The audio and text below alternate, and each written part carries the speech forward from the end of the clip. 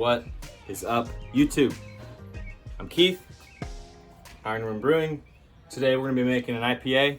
I got some first time experiences that are gonna be happening today. First time with this guy. This is the new SS Brewtech Infusion Mash Tun. Very excited to be to have this part of my brewery. What was the other thing? Also using the new Brew app. In the past, I've just kind of gone off of notes and hope things worked out. I haven't really used brewing software as of yet, but excited to give that a try. Another thing is I'm playing with water chemistry today. Really geeky, really nerdy, but I figure I really like IPAs. I really like the hop flavor to just like smack you in the face and to smell it when you pour it. And I've had some beers in the past where even though I've loaded them with hops, I've noticed that the hop aroma and flavor just doesn't stick. It's just not what I expected or hoped with how many hops I put in. So gonna kind of play with the water chemistry today. Thanks to the Brew app, it makes it really easy, thankfully. But I picked up some like gypsum and calcium chloride and stuff to help me out with that the other day. Quick note on my setup that I use. So I'm doing pretty much electric brewing. This is an electric e-kettle from SS Brewtech, and then this is the e-controller. And I have this brewery set up as a kettle rims. So this is my obviously my mash tun. The wort will flow out of here into the electric kettle, which is going to heat it and regulate it according to what I dial it in here. Goes through my pump, out of the kettle, through my pump and back into the mash tun. So it will have a recirculation period. Not sure if I'm going to do it the whole mash or some of it. That's a little bit of what I'm doing. Let me bring you inside the mash tun and show you something else I got in there. This mash tun came with a bulkhead that you can outfit different recirculation things to, and I very quickly outfitted it with the Blickman Auto Sparge. Because of my setup, because I'm doing a kettle rims, I have to make sure that obviously I keep a water line above my grains in here. I want at least an inch or two of water above my grains in the mash tun. But then I also have to make sure that my heating element in here isn't running dry. So I have to keep about 2.5, close to 3 gallons in this tun. And unless you have something like an auto sparge to regulate the flow of the water coming, in, basically you have to like mess with valves all mash long, and it's really frustrating and annoying. So if you're gonna have a setup like this where it's a kettle rims and you have to make sure that your water coming in and out of different vessels are going at the same rate, get yourself one of these.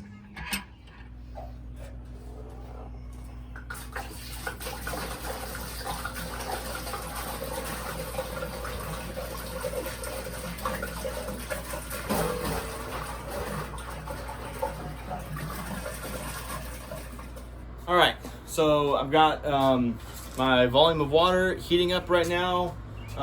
Measured out my salts that I need to add to it here in just a few minutes. Wanted to go over the recipe real fast, which is on my phone. That's okay. Recipe today. This is again an experimental IPA. I'm kind of taking some basically the malt bill from a previous recipe that I have and just changing the hops. So I've got 8.5 pounds of 2-row, 2 pounds of Crystal 20, and that's it. The original beer for this was designed to be a session IPA. So this will be, in the past I've come out with about 4.5% alcohol using those grains and a 6-minute boil and normal fermentations and stuff. Brewfather says that with that grain bill, I'm gonna end up with 5.3%. Not sure if some of that is the new mash tun information that I put in there. I ran some water tests and kind of got some calculations dialed in. But anyways, that's the grain bill. For hops, 2 kinds of hops, Amarillo and El Dorado. So we're gonna do a 1/2 ounce of Amarillo at first wort additions. Then we're gonna do a 1/2 ounce at 60 minutes. Then 1 ounce at 20 minutes. Then I think it's another ounce of Amarillo and an ounce of El Dorado at flame out. I'm gonna do a 20-minute whirlpool hop stand for that. Then going to dry hop with 1 ounce of Amarillo and 1 ounce of El Dorado as well. I think that's right. Again, the recipe's on my phone. But that's it. Hoping for a nice hoppy, kind of floral, citrusy, just yummy, clean IPA. I'm going to use USO5 yeast today, and should be good. All right, 156. We are at strike temperature. Mash tun is preheated, so we are going to dough in.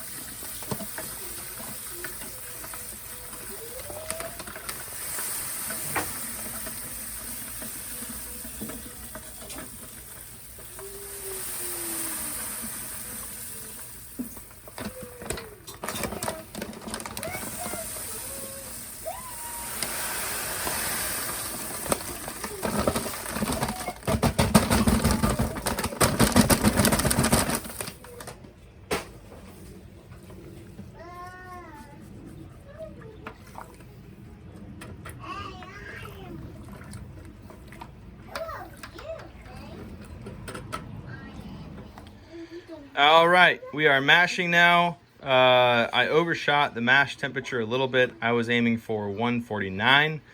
We're at 150 in that kettle, which has about 3 gallons in it, and obviously 151 in the mash right there. So I'm gonna let it recirculate with the heat switch off right now to kind of balance out back down to 149. Most of this conversion is going to happen in the first 15-20 minutes, so might miss that mark just a tad, but probably not a big deal, probably insignificant in the long run of things. So gonna recirculate for a bit, and we'll see you back in a minute.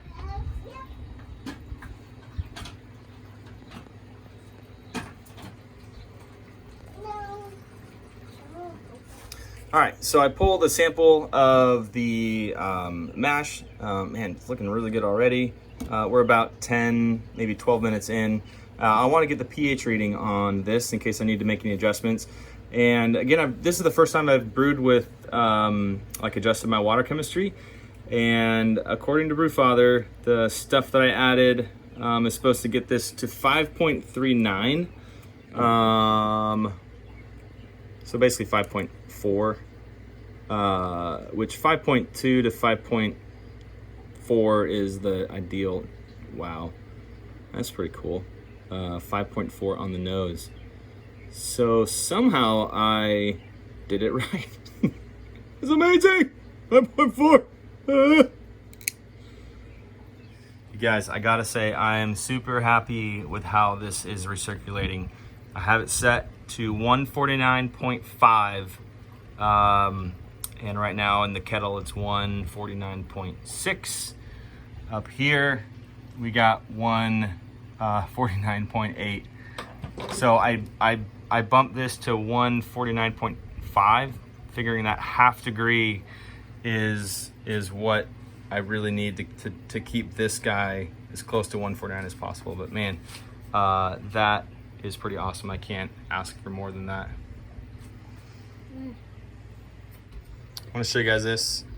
I'm gonna try not to let the lens fog up. So this is the inside of the mash tun, and we've got the auto sparge working really nice. It's regulating the flow. This little hose has a floating ball, and so it helps drop the liquid back on top of the grains. I don't know if you can see very well, but the grains are sitting under this liquid. They're about, I'd say, an inch or an inch and a half maybe.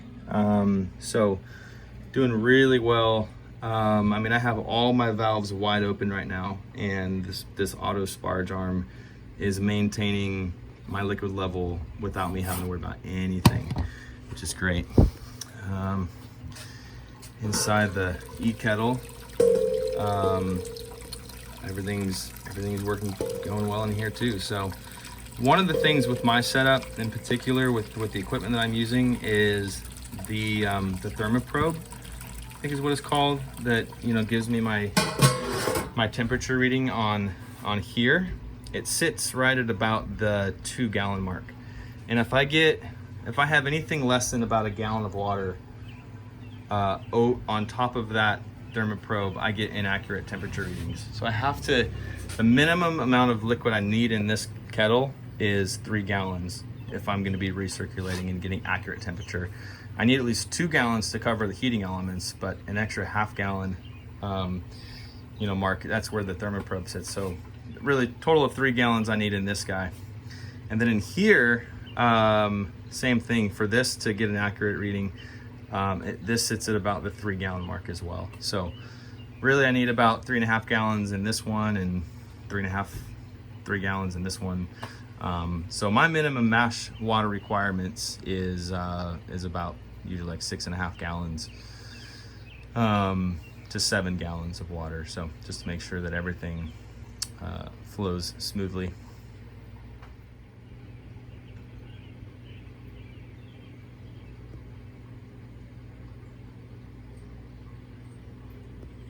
All right, it's been 60 minutes on our boil. This step is not quite necessary, but I still like to do it anyways. This is a mash conversion. You use iodine, and you just take a drop and put it in here. And as long as the iodine doesn't turn black, that means that there are no more starches present. So all of the starches in this sample have been converted to sugar. So now that our conversion test is good to go, we are gonna mash out. And guys, watch how hard this is.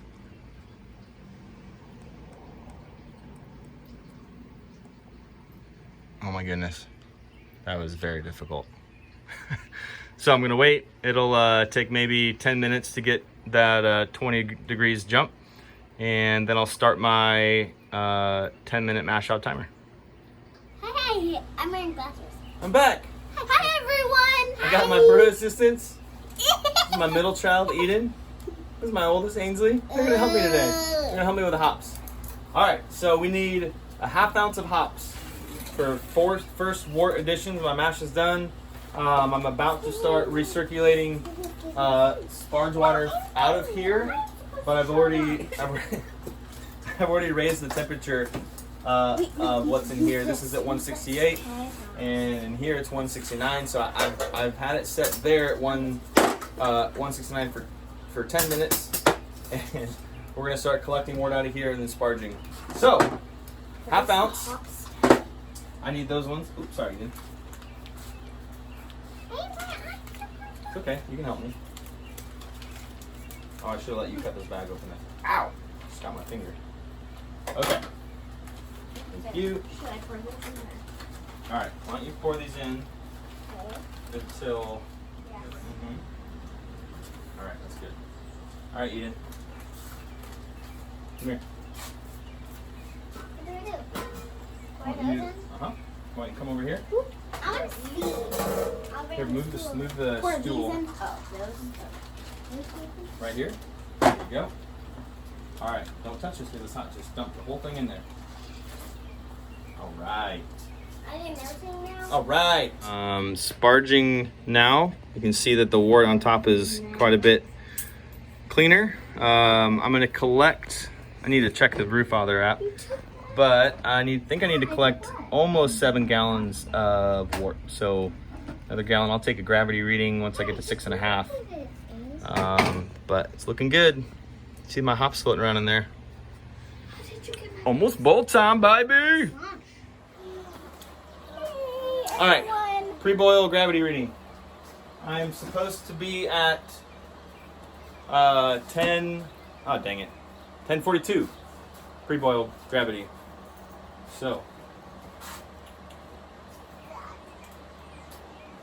see what the magical refractometer says.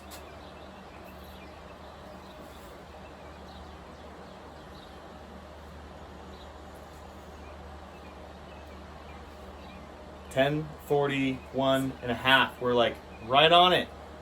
That's awesome.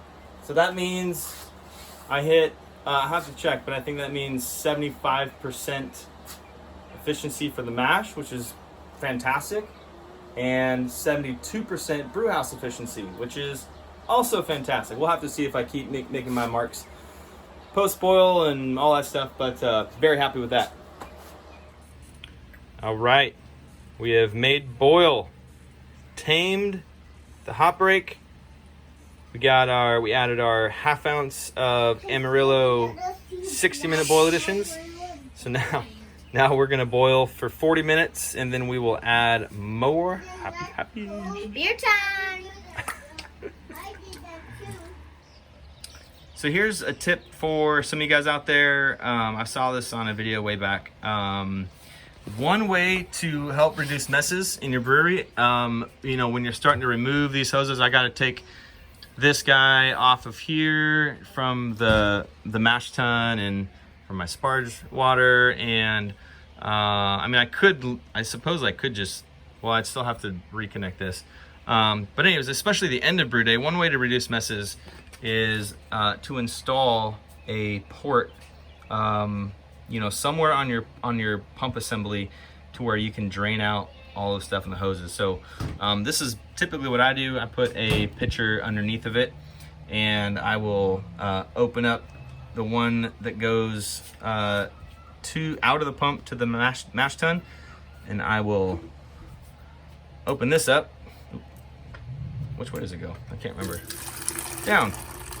And now I have just dropped all the water out of here. So when I disconnect this hose, no spill.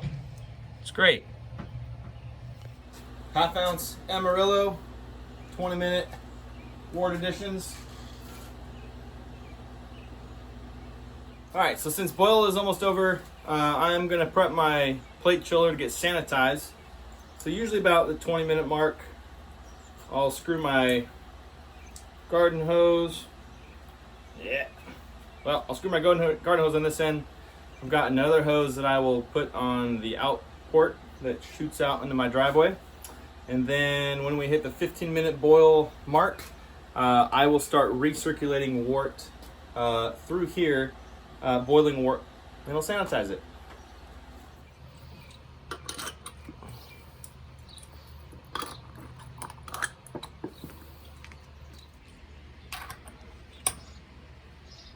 All right, y'all, we are at the end of the boil, 60-minute mark. I'm gonna take a gravity reading. Brewfather says I should be at 1049 is my end of boil gravity. I'm just take a little bit of this, try to cool it down.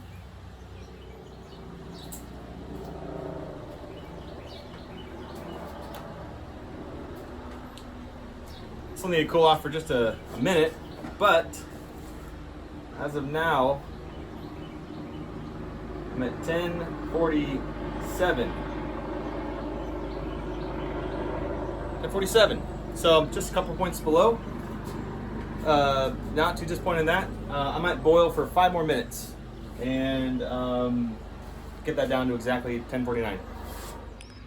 All right, here's the reading. I guess I should have just pulled it at my first reading at flame out. I'm sitting at about 151, maybe 152. So that extra 5 minutes actually put me over. So that's pretty good though. All right, so overshot just a little bit. Again, I guess I just should have let that first sample cool down a little bit. Would have been right at 1049 on the money. So I do have a calculation where there's a formula that I have where you can add water to, you know, if you overshoot, you can add water back to it to get exactly where you want to be. But I'm not really worried about it. 2 points is not a big deal. So now we've cooled it down. Don't know if you can see it. We're 175. That's my hop stand temperature.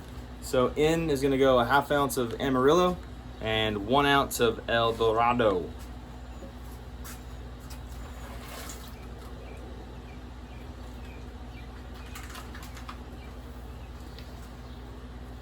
Oh, it smells so good. All right, y'all. We are chilled to 69. I'm gonna ferment this beer at 67. So I'll put it in my, it's kind of slowing down these last few degrees with groundwater right now. So I'm gonna start moving this straight into my sanitized bucket, and I'm gonna put it in my fermentation chamber, and it'll ferment at 67. So let's see here. This is my out. I did shut my pump off.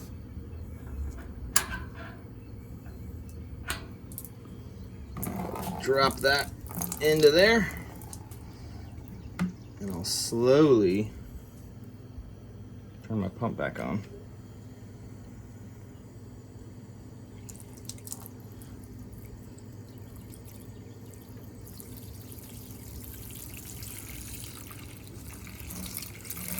One of the benefits of doing like this is I can aerate while I'm pouring in here. But also one of the benefits of having that whirlpool port in there is we'll see all the hops and all that stuff that has formed a cone right in the middle. At least that's what it should do. I used to use, if you can see it over here, I used to use this mesh strainer inside my boil pot. But I've stopped using that now that I have the whirlpool port in the boil kettle, because I get better hop utilization, you know, by just dumping the hops right in there. And I don't get too many hops in the fermenter, which is great. So gonna top this bad boy off up to 5 gallons. I'll probably get just a little bit more than that. Actually, I'm shooting for 5.5 gallons. That's what's supposed to go in here. So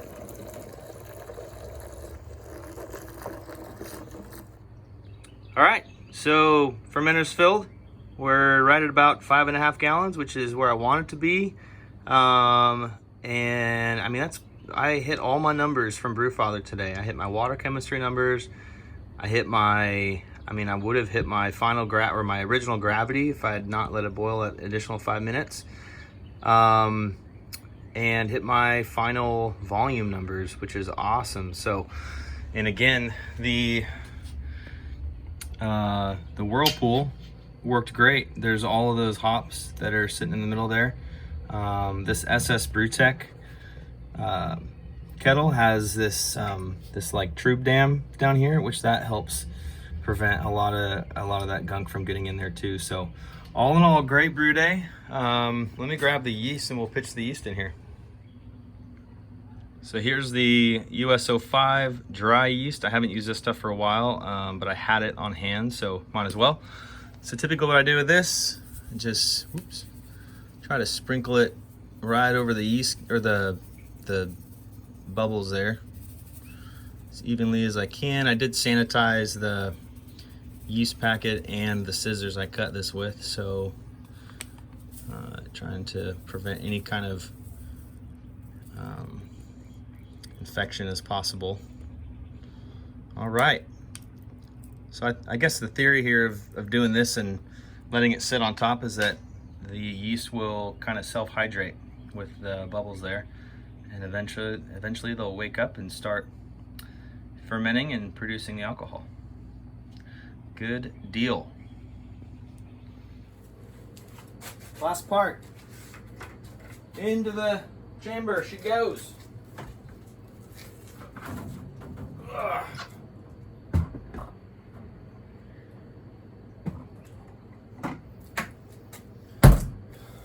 So this was a good brew day. Hit my numbers. Really happy with how everything went. You know, really curious about how this beer will turn out. It's just, you know, that's the fun thing about homebrewing, is you just change things up and see what happens. So now the only thing that's left to do is clean up. It's what everybody forgets about. You know, you have fun brewing and then you're like, oh, I gotta clean. So I collected some of the groundwater that was going through my plate chiller. I collected 5 gallons. I'm gonna put some PBW cleaner in that and let it run through my system. I'll just let it recirculate, and that'll do most of the work for me. Might have to do a little bit of light scrubbing on the brew pot, but brew day concluded. I think I'm gonna do a tasting video at the end. So by the magic of video editing, the next time you see me, I'll be tasting hopefully. I'll probably do a couple of shots here and there of progress of the thing. But Experimental IPA at Iron Rim Brewing in the books. See you guys.